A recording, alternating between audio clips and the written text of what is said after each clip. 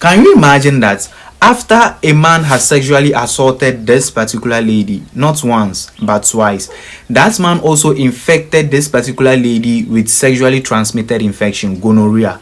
And on top of that, the man reported this particular lady, and this lady was sentenced to 2 years in prison.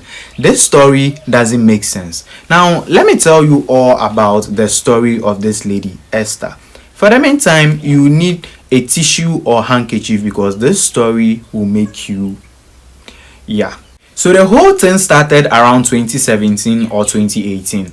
This particular lady, whose name is Esther, a 27-year-old lady, was working as a momo vendor. Now, the business wasn't owned by Esther.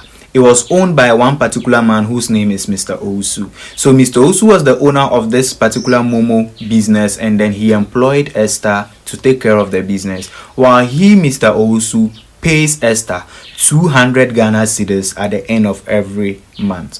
So business was ongoing very well because Esther was obviously a hardworking lady, diligent with the business, doing everything well. So one particular day, according to Esther, while she was still at work doing the business, Mr. Owusu called Esther and then informed Esther that Esther should close early around 8 o'clock p.m. and then head to the home of Mr. Owusu, where he will do accountability of the money, like show how the business is going, what profits she has made so far and everything, like accountability.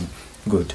So Esther obeyed her boss and then closed at exactly 8 o'clock p.m. that particular day, and then went straight to the home of Mr. Owusu.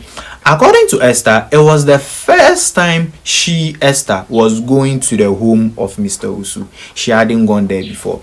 Now, when she arrived at the home of Mr. Owusu was sitting in the living room, the sitting room, where he was drinking some tea. She arrived over there and then had a seat.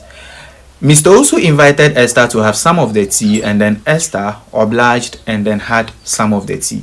Unfortunately, it looked like Mr. Owusu had dragged the tea and then gave it to Esther. So when Esther drank it, according to her, she lost consciousness. The only thing Esther remembered was that she had arrived at the home of Mr. Owusu around 8:30 p.m. thereabouts, and then Mr. Owusu gave her tea to drink. She took the tea, and then all of a sudden, she was waking up at exactly 11:30 p.m. Not in the sitting room, but inside the bedroom